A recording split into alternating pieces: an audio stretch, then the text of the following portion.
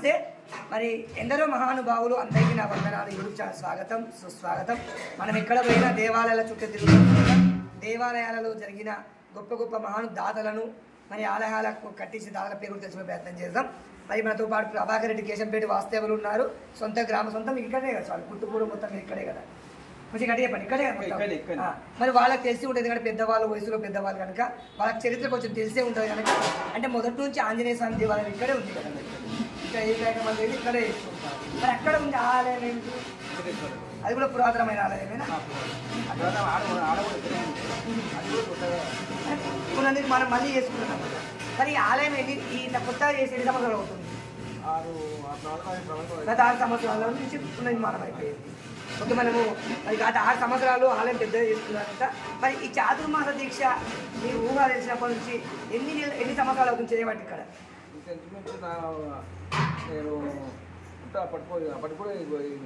అంటే మీ ముందు నుంచి నడుస్తూనే ఉంది ఇక్కడ. పెళ్ళి అయిన తర్వాత ఎన్ని సంవత్సరాలు అవుతుంది దాదాపు? అంటే సుమారు 40 దాకా జరుగుతుంది. అంటే ప్రతి ఏడా జరుగుతూనే ఉంటుంది. నాకు తెలిసినంత వరకు రంగారెడ్డి జిల్లాలో చాతుర్మాస దీక్ష అంటే ఎక్కడ జరగకపోవచ్చు, ఒకవేళ జరగవచ్చు కూడా.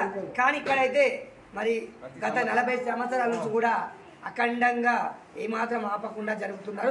దీనికి కిషన్ ప్రభు గీతా ప్రచార సమితి సభ్యులు కూడా తోడుగా నిలిచి వారికి కేశంపేట గ్రామస్తులకు మరియు కిషన్ ప్రభు గీతా ప్రచార సమితి వాళ్ళు కూడా తోడుగా నిలిచి ఈ కార్యక్రమం ఏమాత్రం ఆటంకం జరగకుండా మరి వారు శాశక్తుల సహకరిస్తూ ఎక్కడి నుంచి భక్తులు రాకపోయినా వారందరినీ కూడా రప్పిస్తూ ఈ కార్యక్రమానికి కిషన్ వాళ్ళు కూడా వాళ్ళ పాత్ర కూడా ఉంది కదా స్వామి, వాళ్ళు కూడా పాలు పంచుకుంటున్నారు. వాళ్ళు కూడా సంవత్సరం కదా, అదే భగవంతుడి కార్యక్రమం కనుక వాళ్ళు కూడా పాలు పంచుకుంటూ ఉంటారు. కిషన్ ప్రభు సంస్థదే ఇది కూడా దత్తపీఠం. మరి కిషన్ ప్రభు సంస్థ వాళ్ళు కూడా ఇక్కడ పీఠాన్ని ఏర్పరచుకొని మరి వారి ఆధ్వర్యంలో కూడా కేశంపేట గ్రామస్తుల సహకారంతో మరి ఎక్కడైతే చేస్తే బాగుంటుందని వాళ్ళు ఈ ప్రాంతాన్ని ఈ గ్రామాన్ని సెలక్షన్ చేసుకోవడం జరిగింది. ఎందుకంటే భగవంతుడే కానీ స్వామీజీలే కానీ ఇక్కడ బట్టి అక్కడ ఉండరు, ఎక్కడ చేతుమల యజ్ఞాలు జరగవు. దానికి అనుకూలమైన ప్లేస్ను ఆ భగవంతుడు ఎంచుకుంటాడు కనుక మరి చాతుర్మాస దీక్ష కిషన్ ప్రభు గీత ప్రచార కమిటీ వాళ్ళు ఈ కేశంపేట ఎంచుకోవడం చాలా గొప్ప విషయం మనం చెప్పుకోవచ్చు. మరి దీనికి మనం అందరం కూడా కృతజ్ఞతలు తెలియజేసుకుందాం. మరి ప్రభాకర్ రెడ్డి గారు వాళ్ళకి తెలిసిన సమాచారాన్ని మనకు అందించడం జరిగింది. జై శ్రీరామ్, నమ శివాయ స్వామి. నమస్తే. ఎందరో మహానుభావులు అందరికీ నా వందనాలు. మన ముందర కూడా ఒక మహానుభావుడు ఉన్నాడు, ప్రభాకర్ రెడ్డి గారు ఉన్నారు. ఈ చాతుర్మాస దీక్ష అంకురార్పణ ఎవరు చేశారు? అప్పటి నుంచి, ఎందుకంటే ఏదైనా కానీ దీక్ష పూనినా ఏదైనా విగ్రహాన్ని స్థాపించినా ఏదైనా ప్రారంభించినప్పుడే దాని ప్రభావము కొన్ని సంవత్సరాల వరకు పనిచేస్తుంది. దాని ప్రభావం దిగిపోయిన తర్వాత అది పనిచేయదు. మరి ఈ దీక్షను ఇంత గొప్ప దీక్ష కొన్ని ఆశ్రమాలే ఎత్తేసినాయి, కొంతమంది స్వామి కూడా చేయలేక దాన్ని పడేశారు. మరి అలాంటిది కేశంపేట గ్రామంలో దీన్ని ఎవరు అంకురార్పణ చేశారు? మరి మన ముందు ప్రభాకర్ రెడ్డి గారు ఉన్నారు, వారిని అడిగే ప్రయత్నం చేద్దాం. నమస్తే స్వామీజీ. ఇక్కడ ఎవరు మొదట ప్రారంభం చేసి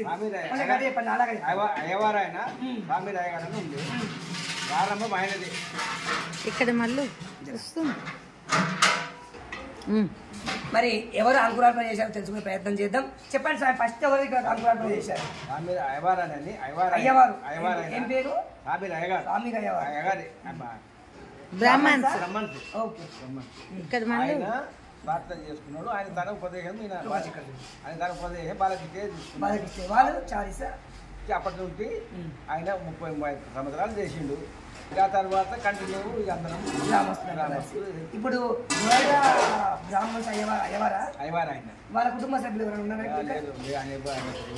ఒక్కొక్క కానీ హైదరాబాద్ ఎక్కడ మీకు సమాచారం లేదు. మరి ఆ తర్వాత బాలకృష్ణయ్య వాళ్ళ కుటుంబంలో ఉన్నారు ఇప్పుడు ఇక్కడ.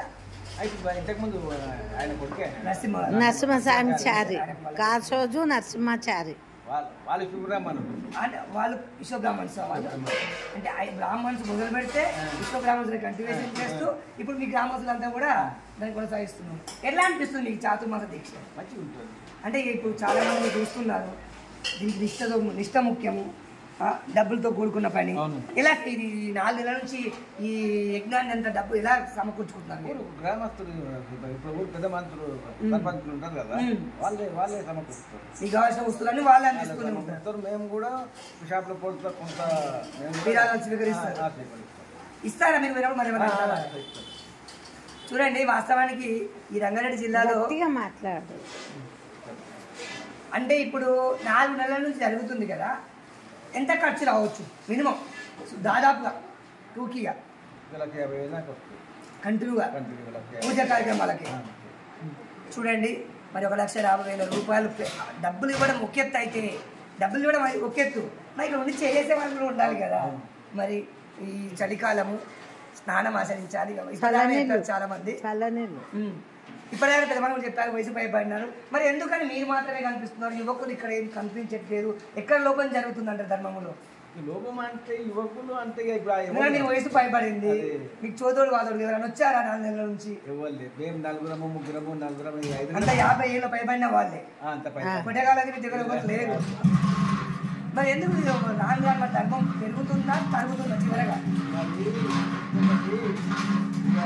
రాజకీయం చేస్తుంది. ప్రతిదాని రాజకీయం.